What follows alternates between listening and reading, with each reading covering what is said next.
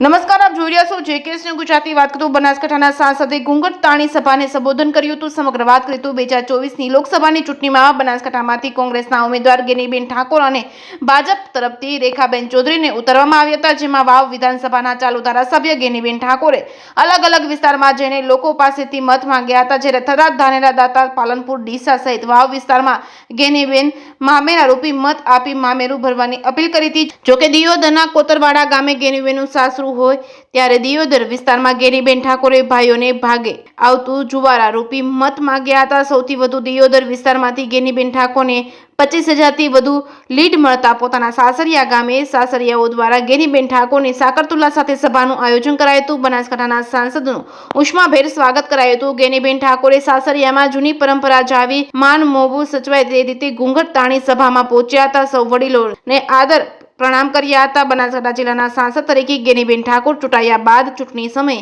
આપેલા વચન મુજબ લોકોને મળવા માટે આભા દર્શન વિવિધ કાર્યક્રમો કરી રહ્યા છે. થરાદ વિસ્તારમાં લોકોએ મામેરા રૂપી મત આપી મામેરું ભર્યું હતું. ત્યારે ગેનીબેન ઠાકોરે પણ 2 દિવસ પહેલા થરાદના લોકોને મામેરા રૂપી આપેલા મતને લોકોને માતર ખવડાવવા પહોંચ્યા હતા. જ્યાં લોકોએ ઉષ્માભેર ભવ્ય રીતે ગેનીબેન ઠાકોરનું સન્માન કર્યું હતું. જ્યારે ગત રોજ દિયોદર તાલુકાના કોતરવાડા ગામે ગેનીબેન ઠાકોરે ચૂંટણી સમયે મામેરું નહીં પોતાનું સાસરું થતું હોય ત્યારે એ વિસ્તારના લોકોને મામેરું નહીં પરંતુ જુવારામાં મારે બીજું કાંઈ જોતું નથી, માત્ર તમારા મત જોઈએ છે. ત્યારે લોકોએ પણ ઉદાર હાથે ગેનીબેન ઠાકોર તરફથી મતદાન કર્યું હતું અને બનાસકાંઠામાં ગેનીબેન ઠાકોરનો ભાજપ સામે ભવ્ય વિજય મેળવ્યો હતો. ત્યારે ગત રોજ ગેનીબેન ઠાકોરના સાસરિયા દ્વારા ગેનીબેન ઠાકોરનો આભા દર્શન કાર્યક્રમનું આયોજન કરાયું હતું. જેમાં ગામ લોકો દ્વારા સાકરતુલા સાથે વિશાળ સભાનું આયોજન કરાયું હતું. બનાસકાંઠાના સાંસદ ગેનીબેન ઠાકોરે વડીલોના આદર કરી સભામાં ઘૂંઘટ તાણી પહોંચ્યા હતા. સભામાં જઈને વડીલોને આગેવાનોને આદર પ્રણામ કર્યા હતા. ગેનીબેન ઠાકોરે સમગ્ર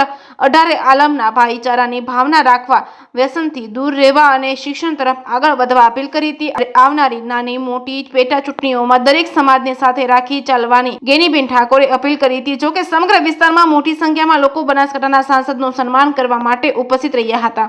જેકેએસ ન્યૂઝ ગુજરાતી સાથે કિરણ ઠાકોર, ભાભર.